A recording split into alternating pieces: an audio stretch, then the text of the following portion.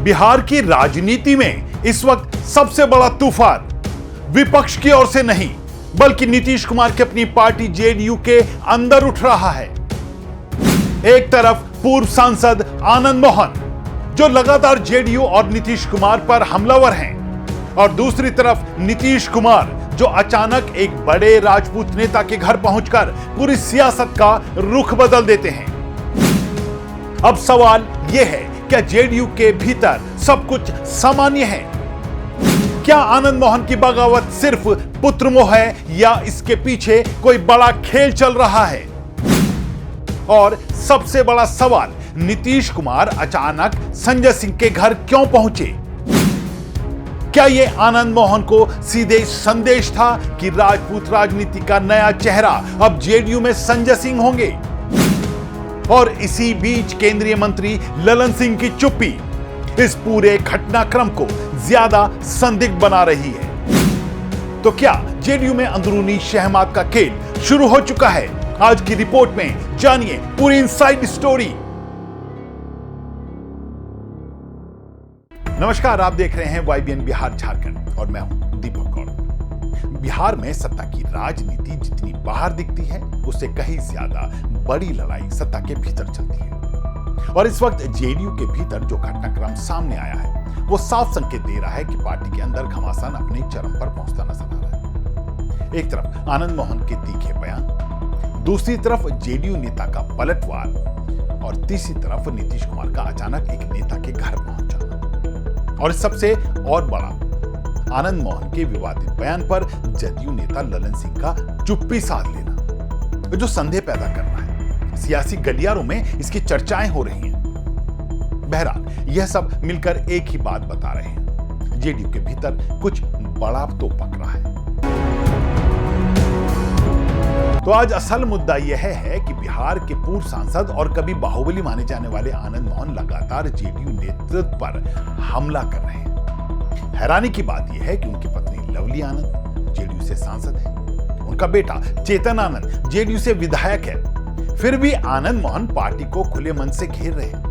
और जब पार्टी के अंदर से जवाब देने की बारी आई तो नीतीश कुमार ने खुद मोर्चा संभालते हुए संजय सिंह को आगे कर दिया। यानी मामला अब सिर्फ बयानबाजी का नहीं रहा, मामला अब सत्ता के भीतर ताकत की लड़ाई का बन चुका है। तो मुद्दा गर्म है में आज की रिपोर्ट से जुड़े इस विवाद में 6 चीजें सबसे ज्यादा अहम है। पहली, आनंद मोहन का नीतीश कुमार पर सीधा हमला। इसको लेकर सवाल उठ रहे हैं कि आखिर क्यों? जेडीयू को थैली की पार्टी कहना, मंत्री पद करोड़ों में बिकने वाला आरोप लगाना, निशरत कुमार पर तंज और विवादित बयान देना, नीतीश कुमार का संजय सिंह के घर अचानक जाना और ललन सिंह की रहस्यमय चुप्पी।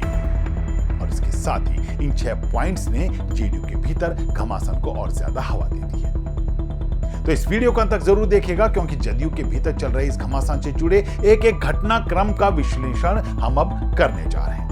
हम अपनी इस रिपोर्ट में आगे बढ़ें इससे पहले आपने अगर अभी हमारे चैनल को सब्सक्राइब नहीं किया तो अभी कर लें और बेल आइकन का बटन दबाना ना भूलें। तो चलिए लौटते हैं अपनी रिपोर्ट पर।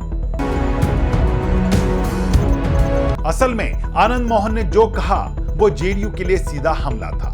उन्होंने कहा नीतीश कुमार को जिंदा दफना दिया गया है, कार्यक्रमों में उनकी तस्वीर नहीं रहती, जेडीयू थैली की पार्टी बन गई है, मंत्री पद करोड़ों में बिक रहे हैं। और निशांत कुमार को लेकर भी उन्होंने तंज कस दिए। यानी आनंद मोहन ने केवल सरकार नहीं, सीधे पार्टी की इमेज और सिस्टम पर हमला किया।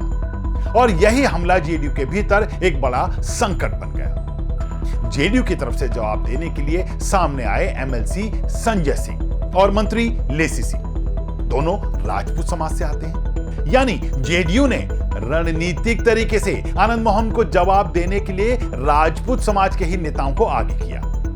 संजय सिंह ने तो यहां तक कह दिया, ऐसा बयान मानसिक रूप से अस्थिर व्यक्ति ही दे सकता है।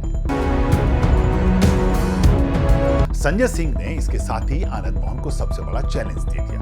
उन्होंने कहा, अगर इतनी चिंता है तो पत्नी और बेटे से इस्तीफा दिलाकर मैदान में आइए। यानी यह सिर्फ जवाब नहीं था, यह आनंद के लिए एक खुला राजनीतिक युद्ध का ऐलान था। लेकिन इस पूरे मामले में सबसे बड़ा घटनाक्रम तब हुआ जब नीतीश कुमार अचानक पटना में एमएलसी संजय सिंह के घर पहुंच गए। अब सोचिए, एक मुख्यमंत्री या पार्टी प्रमुख का किसी नेता के घर अचानक क्यों जाना, यह बात सवाल उठ रही है। और यही वो पल है जहां से बिहार की राजनीति ने नया मोड़ भी लिया है। सियासी गलियारों में इसे सीधा संदेश माना जा रहा है कि जेडीयू अब आनंद मोहन के दबाव में नहीं आएगी और पार्टी के अंदर राजपूत नेतृत्व के तौर पर नीतीश कुमार अब संजय सिंह को आगे बढ़ा रहे हैं।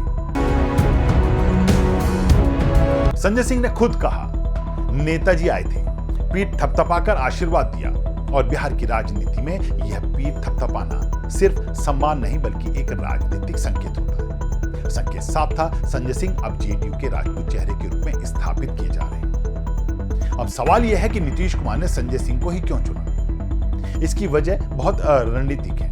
पहली वजह है कि संजय सिंह जेडीयू में लंबे समय से और पार्टी के वफादार हैं, नीतीश कुमार के वफादार माने जाते हैं। दूसरी तरफ संजय सिंह आक्रामक हैं और मीडिया में लड़ाई लड़ सकते हैं। और उसकी तीसरी वजह, जो सबसे बड़ी बात है, कि संजय सिंह राजपूत समाज में एक प्रभाव रखते हैं और आनंद मोहन के खिलाफ राजपूत समाज के भीतर ही जवाब देने का चेहरा बन सकते हैं। यानी नीतीश कुमार ने आनंद मोहन को उसी के मैदान में घेरने की रणनीति बनाई। राजपूत बनाम राजपूत। अब इस पूरे मामले में एक और बड़ा सवाल उठ रहा है, क्या आनंद मोहन यह सब अपने दम पर कर रहे हैं या फिर उन्हें किसी का समर्थन मिल रहा है? क्योंकि जिस तरह से वो बार बार पार्टी पर हमला कर रहे हैं, उससे साफ लगता है कि यह सिर्फ नाराजगी नहीं है, यह एक सोची समझी रणनीति हो सकती है। और यही वजह है कि बिहार की राजनीति में यह चर्चा तेज है, क्या आनंद मोहन को जेडीयू के भीतर से ही कोई हवा दे रहा है? क्या किसी को नीतीश कुमार की पकड़ कमजोर करनी है? और क्या जेडीयू के भीतर एक नया पावर सेंटर बन रहा है?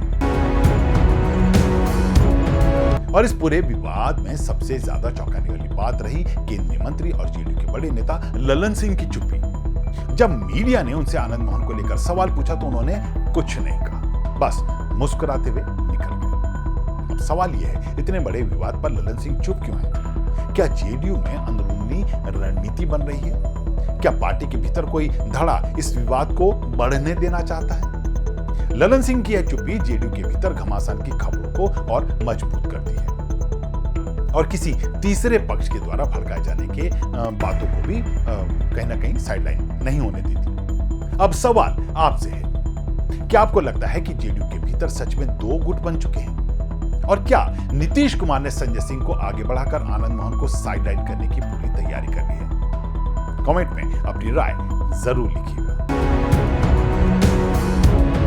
तो कुल मिलाकर बिहार की राजनीति में तस्वीर साफ है। आनंद मोहन के बयान ने जेडीयू के भीतर की दरारों को उजागर कर दिया है और नीतीश कुमार ने संजय सिंह के घर जाकर एक नया राजनीतिक संदेश दे दिया है। संदेश साफ है, जेडीयू में राजपूत नेतृत्व का नया चेहरा संजय सिंह है और आनंद मोहन की बगावत को अब उसी समाज के नेता जवाब देंगे। लेकिन असली सवाल अभी भी बाकी है, क्या आनंद मोहन रुकेंगे या फिर जेडीयू के भीतर यह घमासान और तेज होगा?